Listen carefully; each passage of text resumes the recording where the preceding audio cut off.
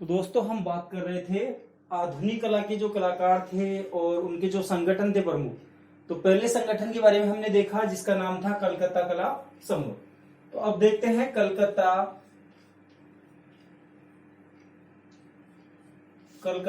कला समूह की प्रमुख प्रदर्शनियां। कला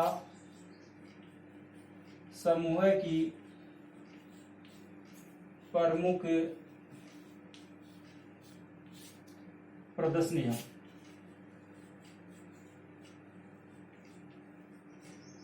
यानी कि कलकत्ता कला समूह की प्रमुख प्रदर्शनियों का जो आयोजन किया गया वो कहां किया गया था। कलकत्ता कला समूह की जो प्रदर्शनियां थी उनका आयोजन कहां कहां किया गया था। तो कलकत्ता कला समूह द्वारा जो प्रदर्शनियों का आयोजन किया गया सन 1943, 1944, 45 एवं 1947 एवं 1953 में अनेक प्रदर्शनियों का आयोजन किया गया। अनेक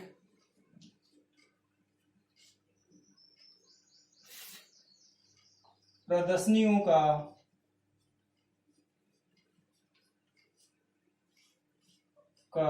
आयोजन किया गया।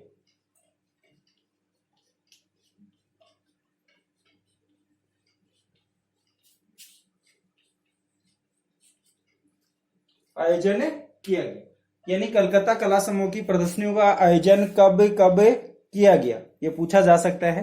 तो कलकत्ता कला समूह की प्रदर्शनियों का आयोजन 1943, 1944, 1945, 1947 एवं 1953 में अनेक प्रदर्शनियों का आयोजन किया गया। समस्त कला प्रदर्शनियां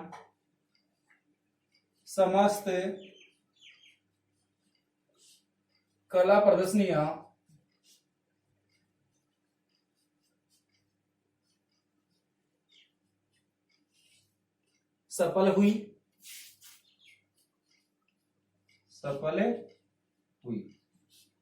यानी कि जितनी भी कला प्रदर्शनियों का आयोजन किया गया ये सारी की सारी क्या हुई?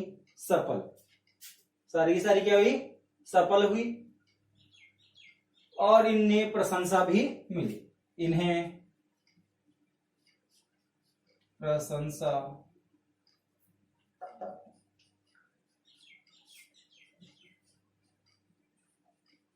प्रशंसा भी मिली। यानी इनसे क्या हुई? इनको प्रशंसा भी मिली। इसके बाद में इस प्रदर्शनी से अनेक कला समीक्षकों इस प्रदर्शनी से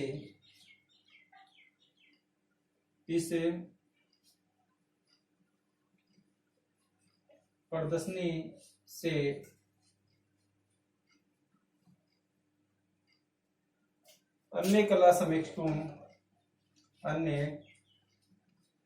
समीक्षकों एवं कलाकारों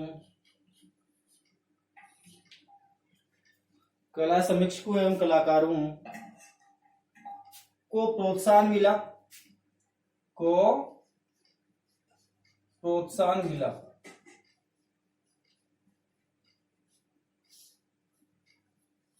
यानी कि जो कलकत्ता कला समूह की जो प्रदर्शनियां थी ये सारी की सारी प्रदर्शनियां क्या हुई? सफल हुई और इनकी प्रशंसा भी हुई। यानी इनको प्रशंसा भी मिली। इस प्रदर्शनी से अन्य जो कला समीक्षक थे उन्हें और जो कलाकार थे उन्हें प्रोत्साहन मिला यानी उनको बढ़ावा भी मिला, जिससे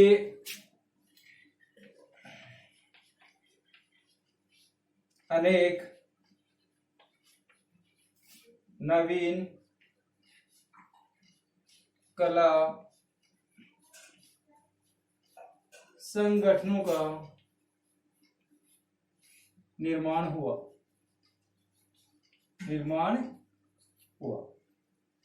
यानी जिससे अन्य कला संगठनों का क्या हुआ? निर्माण हुआ, इनको बढ़ावा मिला। तो उससे जो कलकत्ता कला समूह की जो प्रदर्शनियां थी या जो ये समूह था ये कब से कब तक ये चला।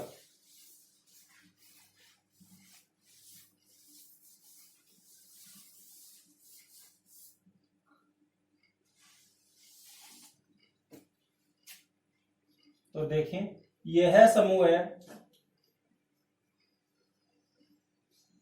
लगभग,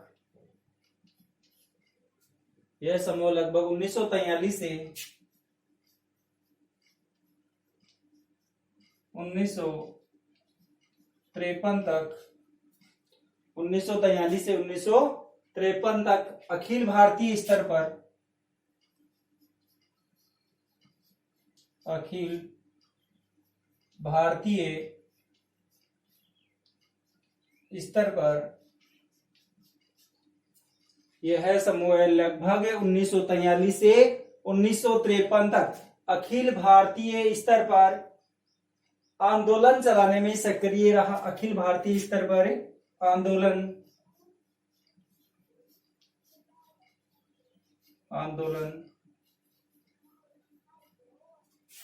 चलाने में सक्रिय रहा। कौन सा समूह?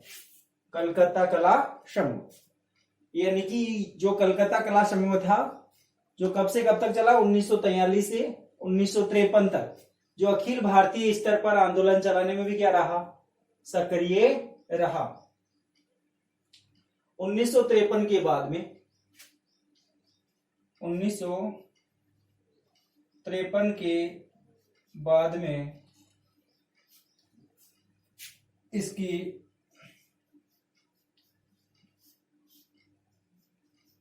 सक्रियता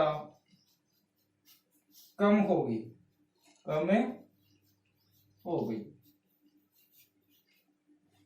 यानी जो कलकत्ता कला समूह था, इसकी जो सक्रियता थी वो 1953 के बाद में क्या हो गई थी? कम हो गई थी। इस समूह का, या इस समूह में काम करने वाले जो कलाकार थे, जो कलाकार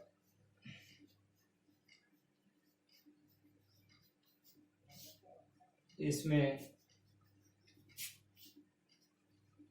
काम कर रहे थे, वे सभी अपने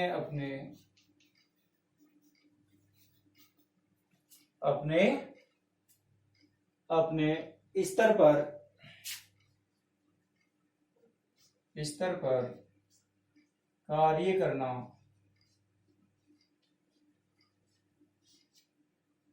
आरंभ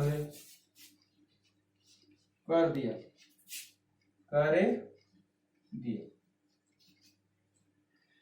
यानी कि जो कलकत्ता कला समूह था, इसकी जो प्रदर्शनियां थी, या इसकी जो कलकत्ता कला समूह की जो सक्रियता थी, वो 1953 के बाद धीरे धीरे कम होगी।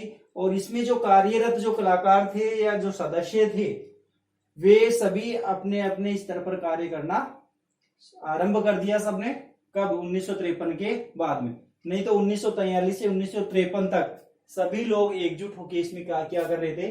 कार्य कर रहे थे। इसके बाद में देखते हैं जो ये समूह था,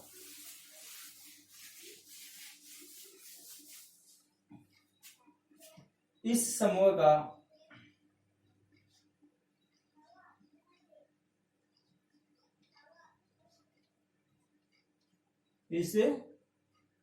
का भारत में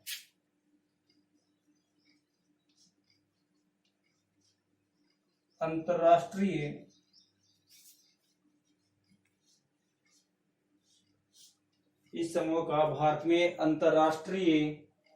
कला विचारों को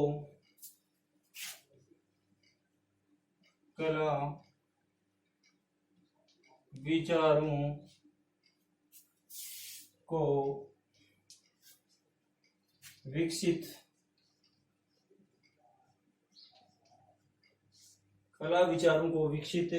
करने में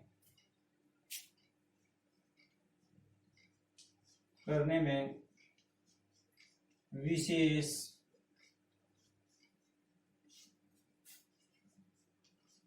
योगदान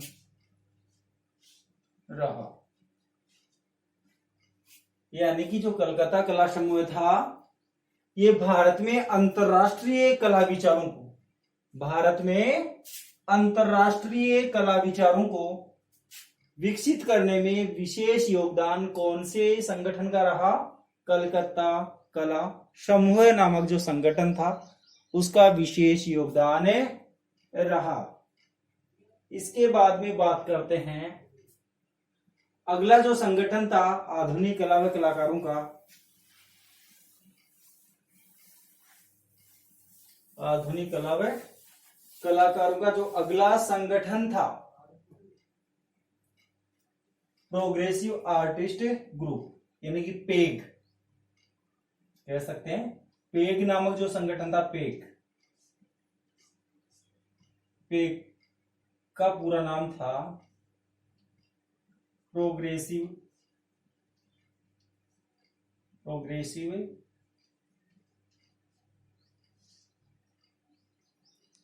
आर्टिस्ट ग्रुप।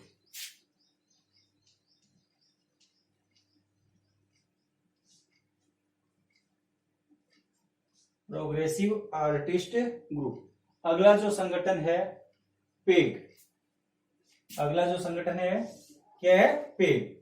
अगर आपसे पूछा जा सकता है और जैसे पेग का पूरा नाम बताइए या पेग में कौन कौन से सदस्य थे, तो सर्वप्रथम तो आपको पेग का नाम अच्छे से याद रखना है।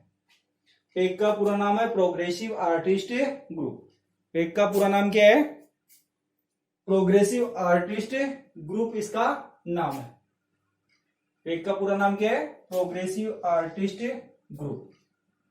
पेग की जो स्थापना की गई थी वो कौन से सन में की गई थी और इसमें कितने सदस्य थे? तो पेग नामक जो संगठन है इसकी स्थापना 1947 में की गई थी। 1947 में स्थापना। पेग की स्थापना कब की गई? 1947 में। पेग का पूरा नाम क्या है? Progressive artist group. पेग की स्थापना बाकी अगले वीडियो में बात करेंगे। पेग से संबंधित जितनी भी जानकारियां होंगी वो अगले वीडियो में देखते हैं। जय हिंद, जय भारत।